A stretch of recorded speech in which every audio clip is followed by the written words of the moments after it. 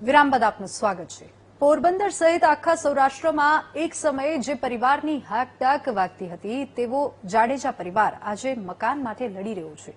ભૂરા મુંજાની બંને પત્નીઓ વચ્ચે બંગલાનો વિવાદ એટલો વખરી ગયો કે મામલો ફરિયાદ સુધી પહોંચી ગયો છે।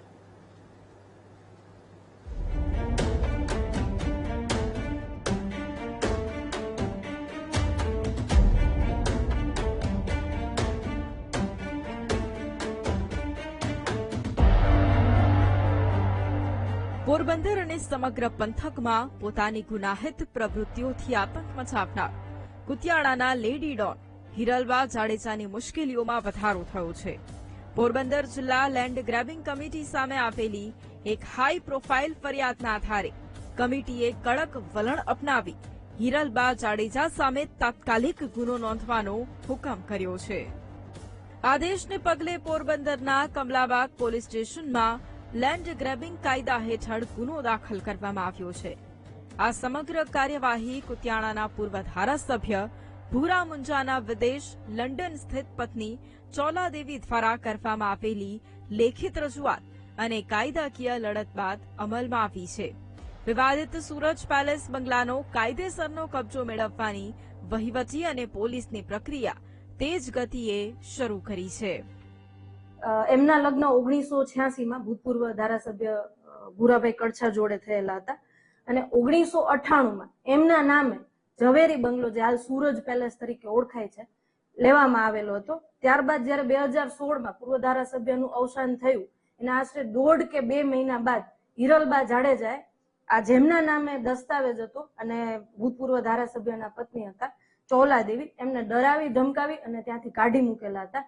2016 થી એટલે આજથી 10 વર્ષથી હિરલબા જાડેજાનો આ બાબતે ત્યાં જ સૂરજ પેલેસમાં જ કબજો હતો। પોરબંદરના પોશ વિસ્તારમાં આવેલો કરોડોની કિંમતનો સૂરજ પેલેસ નામનો આલિશાન બંગલો મૂળ કુતિયાણાના પૂર્વ ધારાસભ્ય ભૂરા મુંજા ઉર્ફે ભૂરા કડછાની માલિકીનો હતો। ભૂરા મુંજાના અવસાન બાદ આ મિલકત તેમના કાયદેસરના પત્ની ચોલાદેવીના નામે તબદીલ થઈ હતી। જોકે આ બાબતનો ગેરલાભ ઉઠાવી અને હિરલબા જાડેજાએ આ કરોડોની કિંમતના બંગલા પર ગેરકાયદેસર રીતે ધાક ધમકીના જોરે કબજો જમાવી લીધો। ચોલાદેવી લાંબા સમયથી વિદેશમાં સ્થાયી હોવાથી હિરલબાએ આ પેલેસને પોતાનું મુખ્ય મથક બનાવી દીધું।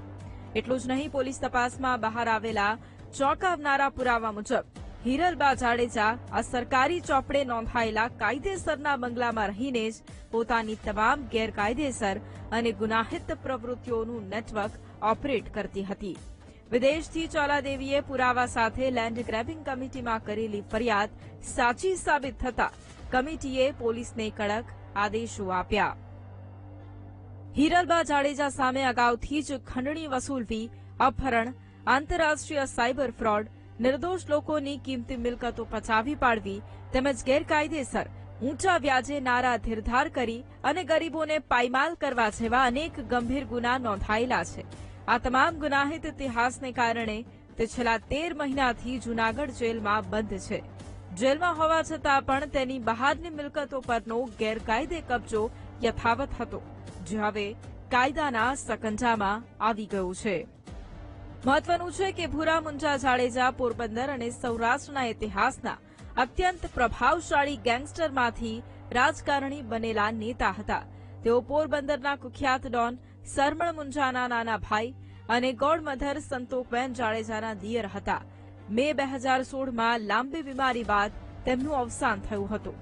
તેમના અવસાન પછી તેમની કરોડોની કિંમતની મિલકતો અને પોરબંદરના સૂરજ પેલેસ બંગલા પર કબજાને લઈ મોટો કાયદાકીય વિવાદ ચાલી રહ્યો છે।